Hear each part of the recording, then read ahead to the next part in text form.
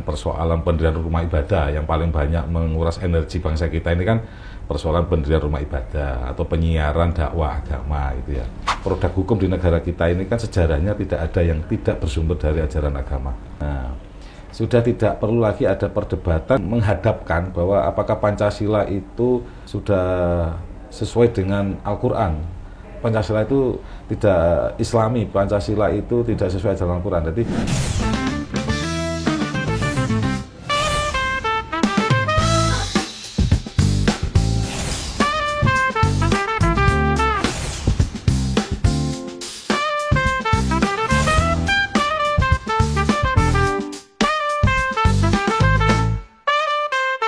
Assalamualaikum warahmatullahi wabarakatuh. Kanca Pelita, kita ketemu lagi di Pelita, perempuan melihat dan bertanya. Indonesia tidak hanya diperjuangkan oleh satu golongan, oleh satu agama. Situ Bondo tidak hanya dibangun oleh satu kelompok agama. Situ Bondo milik bersama, Indonesia milik kita semua. Nah, bersama kita kali ini kita akan diskusi tentang moderasi beragama di Kabupaten Situbondo. Ada Bapak Kepala Kantor Kemenag Kabupaten Situbondo. Assalamualaikum Pak Mudofar. Waalaikumsalam warahmatullahi wabarakatuh. Yuk. Selamat datang di Pelita Pak, perempuan melihat dan bertanya. Terima kasih, bersyukur hari ini saya bisa hadir di media Pelita. Wah. Pak Mudofar, kita ingin diskusi nih tentang moderasi beragama. Nah, sebenarnya moderasi beragama itu apa sih Pak? Boleh dong dibagi dengan Kanca Pelita. Baik, terima kasih Bu Ana dan untuk masyarakat Situbondo secara keseluruhan.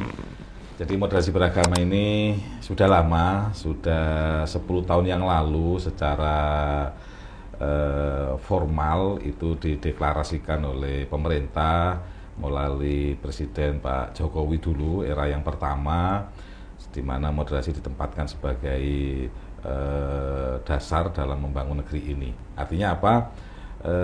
Pembangunan negara ini, konsep beliau adalah akan mudah, lancar, dan bisa berhasil apabila masyarakatnya ini rukun.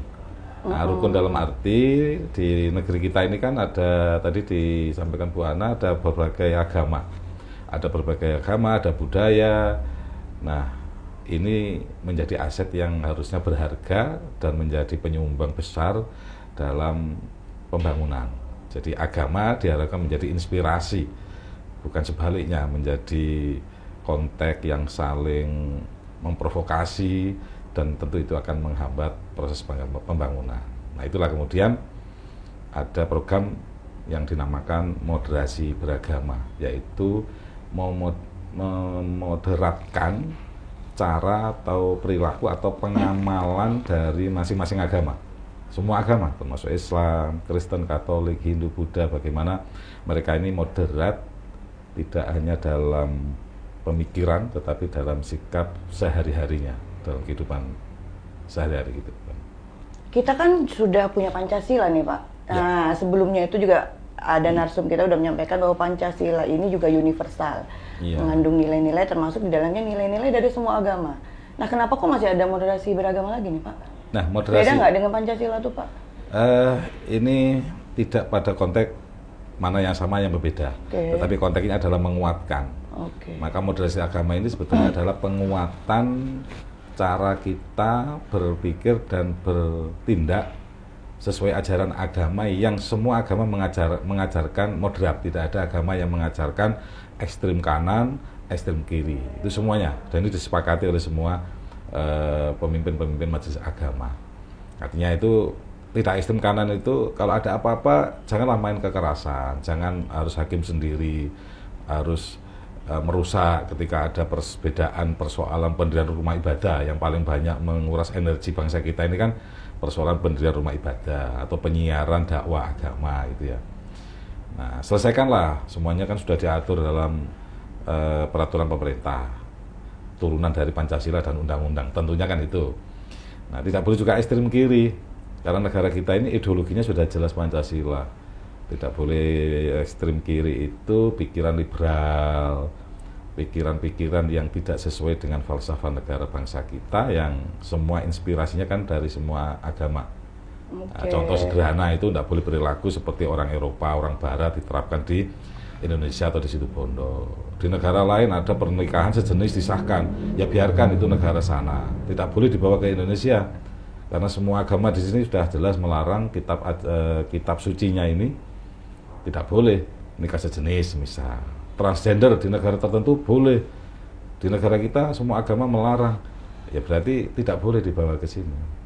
Moderasi beragama itu lebih pada cara pandang atau sikap kita menerima suatu kondisi perbedaan?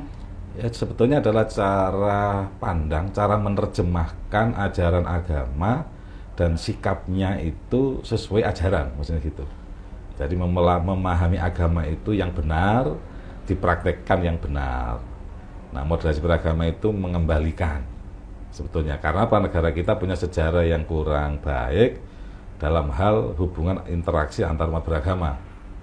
Persoalan politik sebetulnya tidak masalah membawa agama sebagai penguat perjuangan di negara kita, karena semua produk hukum di negara kita ini kan sejarahnya tidak ada yang tidak bersumber dari ajaran agama. Semuanya produk hukum kita itu sumber inspirasinya dari agama. Nah, itu yang kemudian dulu dikatakan oleh Pak Menteri kami, Gus Men, dulu menyampaikan, jadikan agama itu sebagai sumber inspirasi, bukan sumber provokasi, menghukumi sepihak. Nah, karena peraturan apapun, undang-undang dasar itu hampir 90% sumbernya itu dari ajaran agama.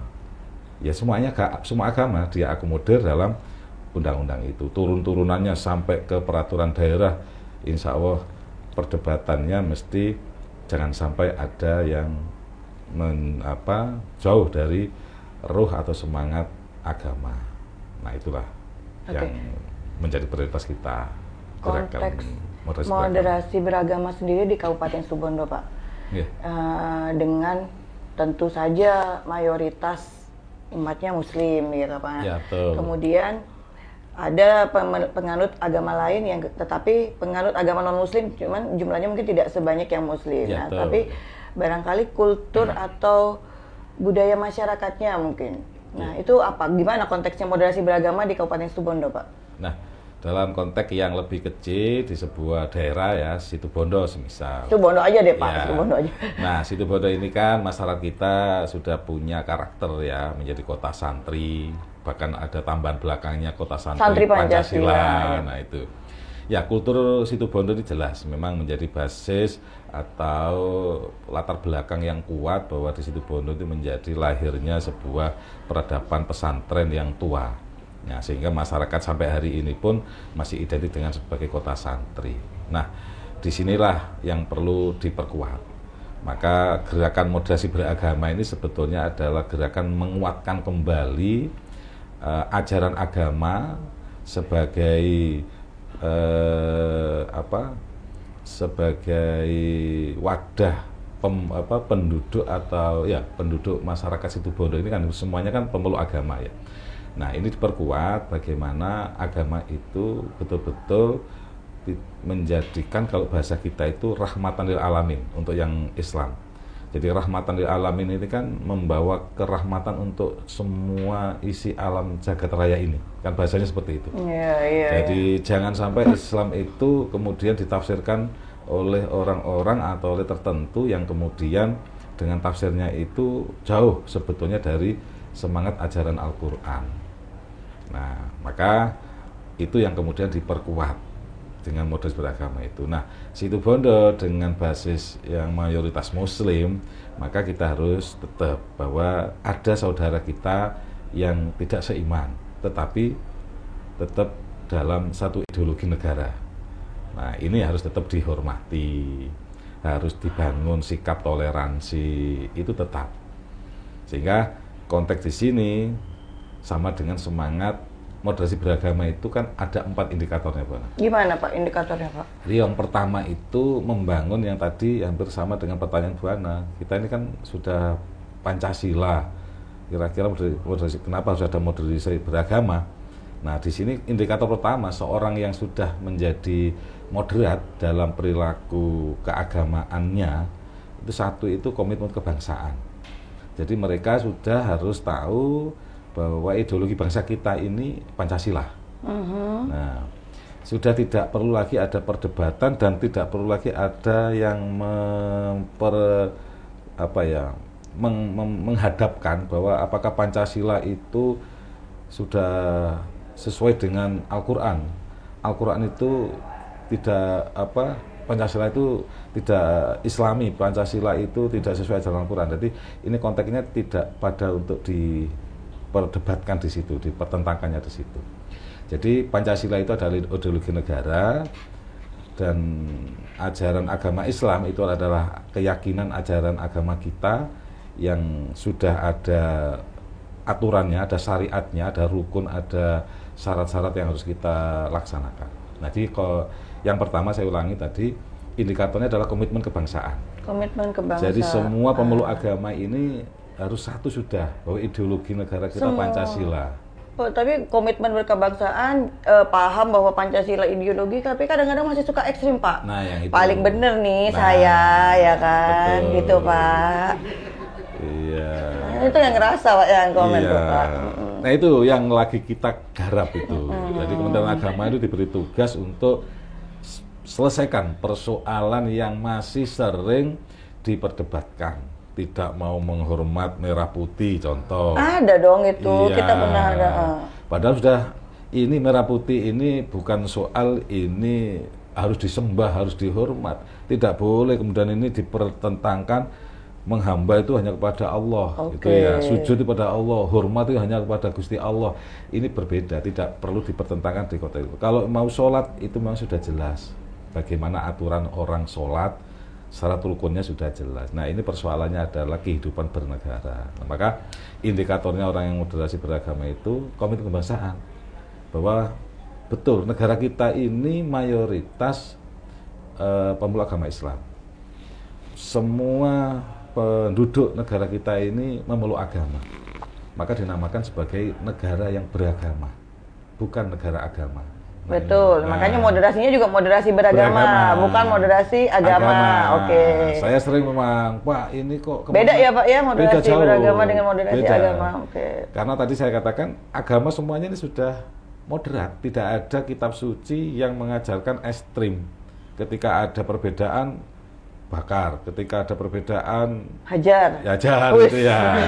Seperti anak muda-muda ini ya. Iya, saya, Pak, maksudnya. Iya, itu ya, bertengkar di luar, supporter yang satu kalah, hajar yang hanya karena perbedaan ini tim gitu ya. Nah, itu ekstrim namanya. Semua persoalan diselesaikan dengan kekerasan. Nah, yang sering terjadi kan masyarakat kita ini mudah tersulutnya dari situ, Pak. Awalnya barangkali perbedaan dukungan bola, tadi Bapak sebutin bola nih, atau perbedaan dukungan anak-anak, tapi kemudian larinya ke agama sehingga kayaknya agama cenderung ditarik gitu, Pak. Memang, jadi maka dikatakan, saya katakan tadi bahwa 10 tahun yang lalu ketika program moderasi agama ini dimunculkan di pemerintahan kita ini, banyak yang menanyakan kenapa kok agama mau dimoderatkan. Satu tadi itu kita sudah jawab ya, bahwa yang dimoderatkan ini bukan agamanya tapi perilaku dalam mengamalkan ajaran agama. Oke. Nah, terus yang kedua adalah negara kita ini sejarahnya kan hampir tercatat ya, sering terjadi kepergolakan dan itu rata-rata banyak membawa nama agama. Meskipun awalnya mungkin bukan agama, Pak. Betul. Sumbu pendeknya bukan agama, tapi kemudian pasti ditarik. Agama maunya dipisahkan dari ruang publik, itu juga salah. Nggak bisa. Iya, tetap boleh, tetapi tadi itu jadikan inspirasi, jadikan motivasi bahwa di ajaran agama ini ada pelajaran saling tolong-menolong, saling menghormati. Nah, Nabi saja diutus adalah untuk rahmatan lil alamin, untuk membawa kerahmatan Islam itu datang di muka bumi ini. Nah, itu yang pertama, komitmen kebangsaan, Bu Ana. Jadi ini kita ingin meminimalisir atau bahkan bagaimana itu menghapus. Jangan sampai lagi diperdebatkan Pancasila itu harus diganti. Sudah, ini final. Kita harus tahu sejarahnya para founding father kita ini untuk mengkompromikan dan kemudian lahirlah Pancasila. Nah itu pernah kita bahas di podcast sebelumnya Pak, bagaimana kemudian situ Bondo dengan Pancasila ini memiliki keterikatan. Jadi Pancasila, NKRI harga mati katanya anak muda-muda itu ya. Iya benar Pak. Itu slogan atau sudah menyatu di jiwa Pak? Iya harusnya sudah. NKRI-nya tapi maksud saya bahwa negara ini adalah negara kesatuan Republik Indonesia. Jadi tidak lagi negara bla bla bla. Ada yang kemarin mengatakan ini ada ide jadi negara khilafah ya, negara khilafah yang mau diterapkan seperti era-era kesultanan dulu pada zaman Nabi. Nah ini sudah jangan diperdebatkan lagi, negara ini sudah tadi itu NKRI. Ya kalau tambah harga mati itu baru saking komitmennya, nasionalismenya itu saking kuatnya. Nah, biasa anak muda Pak. Yang kedua itu anti kekerasan. Ya jadi indikatornya itu tidak main hakim sendiri, tidak mudah terprovokasi. Persoalan apapun, termasuk tadi persoalan supporter Pak. Nah di beberapa daerah yang sering muncul itu adalah persoalan pendirian rumah ibadah yang paling sering muncul, atau pelecehan atau penghinaan. Nah kemarin ini belum 1 bulan insya Allah itu di Jember ada anak muda kebetulan dari agama lain, agama non-Islam itu ya. Dia membuat konten, tujuannya adalah untuk mencari uang ya dengan konten itu, tapi caranya kurang tepat. Dia menghina Nabi itu dipersepsikan sebagai tokoh yang animasi dan sebagainya gitu ya. Tapi sudah diselesaikan oleh kepolisian, sudah ditangkap, masuk berita nasional di TV One juga saya menyaksikan. Nah itu adalah contoh-contoh yang tidak perlu dilakukan lah. Nah ini maka moderasi beragama ini sasarannya tidak hanya untuk orang tua, tapi juga generasi milenial ini juga penting sekali. Betul. Karena mereka paling mudah terpengaruh atau terprovokasi.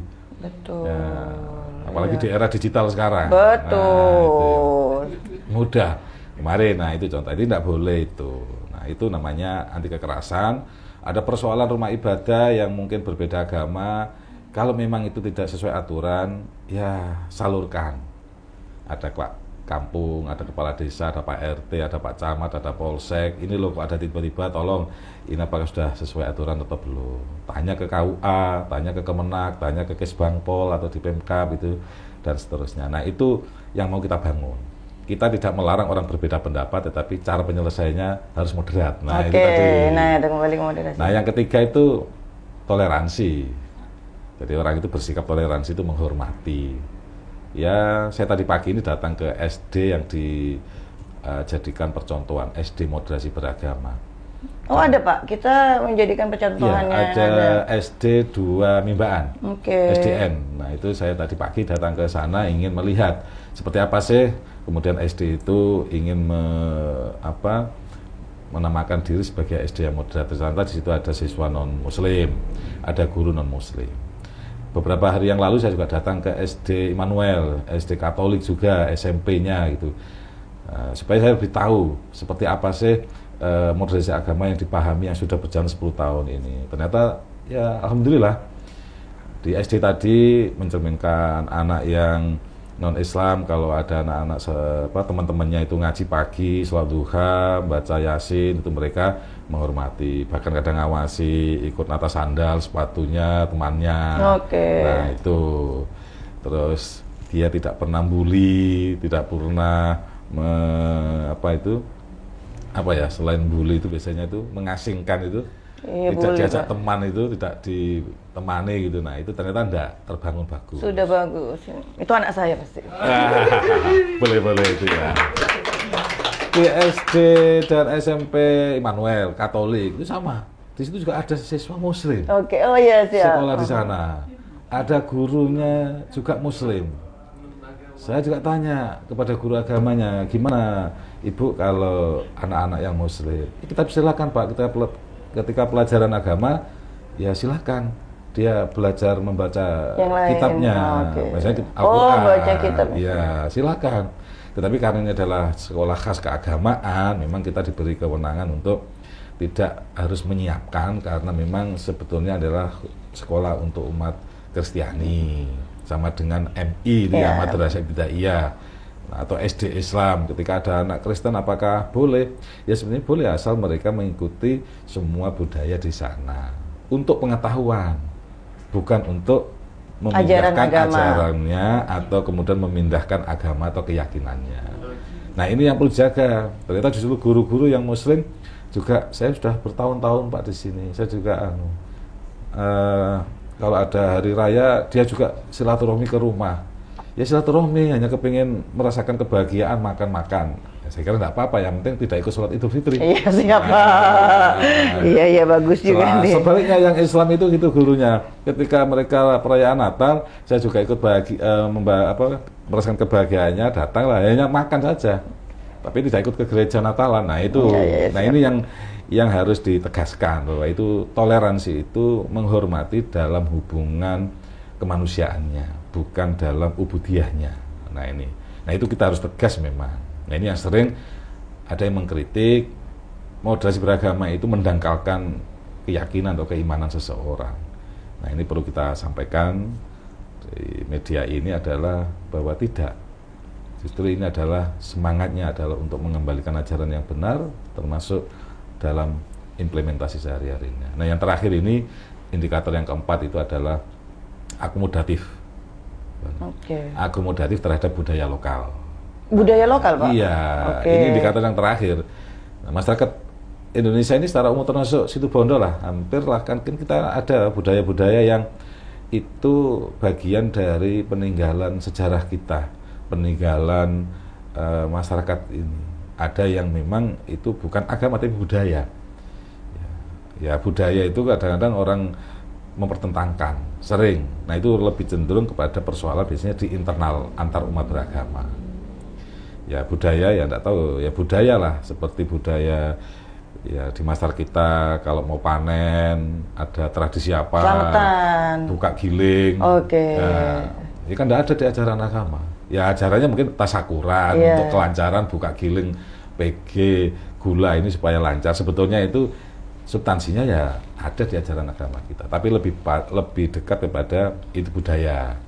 Ada entah budaya tarian, tradisional dan sebagainya, di acara mungkin mau hajatan, mau panen, atau yang lain lah, atau hari-hari kebesaran yang diyakini itu dirayakan. Nah itu yang sering memicu. Beragama harus adaptif ya, harus memaklumi. Ya, akomodatif, adaptif dengan budaya-budaya yang itu menjadi khasanah kebanggaan atau negara atau lingkungan kita. Itu yang harus kita jaga. Tetapi tetap tidak boleh kemudian dicampur adukkan ya. Ya ini budaya yang ada hubungannya sedikit dengan agama, tetapi tidak kemudian ini bertujuan untuk mengkaburkan ajaran agama. Nah 4 indikator inilah mana yang menjadi poin penting dalam mengkampanyekan moderasi beragama. Oke, boleh diminum dulu Pak. Bapak ngopi kan? Oh ya ngopi, karena ada kopi. Iya, monggo Pak. Iya, kalau ada air putih, ya air putih. Air nggak ngopi. Ini kopi Sumber Malang Pak, khasnya Situbondo. Khas Situbondo ya. Bener, Kancah Pelita boleh dah kalau misalnya ada produk UMKM yang mau kita tayangkan, nah boleh dikirim ke Ruang Pelita. Monggo Pak. Iya, bismillah. Orangnya banyak. Iya, boleh-bolehnya. Iya, yang audiennya cukup melihat kenikmatannya. Oke. Nanti ngirim Pak, untuk biar bisa ikut dicicipi oleh tamunya Pelita. Oh gitu ya. Oke. Ada 4 indikator moderasi beragama. Nah, Kemenak Situbondo sendiri nih Pak, apa sih yang dilakukan untuk menjalankan atau menginternalisasi nilai-nilai moderasi beragama baik di internalnya Kemenak maupun kepada masyarakat Situbondo? Ya. Apa yang sudah dilakukan dan apa yang mungkin akan dilakukan? Baik, jadi kolaborasi terkait dengan program penguatan kerukunan umat beragama ini tentu Kementerian Agama tidak bisa jalan sendiri. Kami membangun komunikasi kerjasama dengan pihak-pihak yang memang harus ikut mendukung ini. Dan alhamdulillah semuanya mendukung. Yang pertama dari unsur pemuka agama. Dari semua pemuka agama ya Pak? Iya, di Situbondo ini ada namanya Forum Kerukunan Umat Beragama atau FKUB. Di situ ada wadah para pemuka agama untuk berdiskusi, berdialog. Itu kemarin sebelum program ini kita presentasikan, itu kemudian memberikan dukungan untuk semakin memperkuat. Jadi Pak Pendeta, terus kemudian tokoh agama Hindu, dan kemudian dalam wadah FKUB ini MUU dengan Kemenak untuk bersama-sama menjalankan program ini dengan bidangnya masing-masing untuk mengkampanyekan moderasi beragama. Temanya sekarang adalah melalui platform digital, media sosial semuanya. Ya, karena udah jadi tuntutan Pak, iya, kalau betul. platform digital ini Pak. Kita juga ke pemerintah Kabupaten Situbondo, mau tidak mau, karena ini adalah masyarakat Situbondo. Masyarakat pemerintah kabupaten yang kebetulan dipimpin oleh Bupati Mas Rio dan Mbak Ulfi. Kemarin kita silaturahmi, kita matur, kita sampaikan bahwa ini harus kita jaga. Karena Situbondo ini punya sejarah yang sedikit kurang menyenangkan terkait hubungan antar umat beragama. Tapi ini jauh dan memang tidak perlu lagi kita diskusikan, kita perdebatkan, tapi kita ambil hikmah dan pelajaran bahwa pada tahun 96, 20 tahun yang lalu lebih, Situbondo pernah merasakan suasana yang kurang menyenangkan hubungan antar umat beragama. Nah, ini jangan sampai terulang atau terjadi.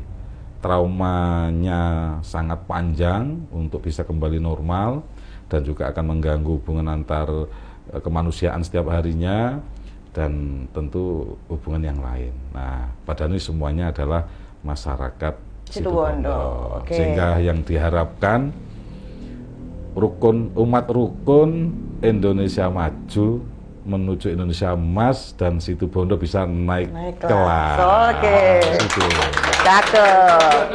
Pak, ada nggak yang mau disampaikan oleh Pak Mudofar ini, Kepala Kantor Kemenak, kepada Kancah Pelita nih? Ya, terima kasih Bu Ana, Kancah Pelita yang kita dan saya banggakan semuanya.